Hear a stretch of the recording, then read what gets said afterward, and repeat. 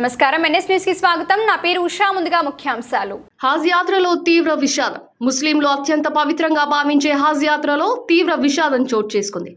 ఈసారి ఎప్పుడూ లేని విధంగా సౌదీ అరేబియాలో ఎండలు మండుతున్నాయి. అసాధారణ రీతిలో పగటి ఉష్ణోగ్రతలు 50 డిగ్రీలు దాటిపోయాయి. ఎండ వేడికి తాళలేక ఇప్పటి వరకు 645 మంది యాత్రికులు మృతి చెందినట్లు సౌదీ అరేబియా ప్రభుత్వం ప్రకటించింది. వీళ్లలో ఎండ వేడిని తట్టుకోలేక చనిపోయిన వాళ్లతో పాటు మిగతా కారణాల వల్ల ప్రాణాలు కోల్పోయి ఉన్న వాళ్లు ఉన్నారని వెల్లడించింది.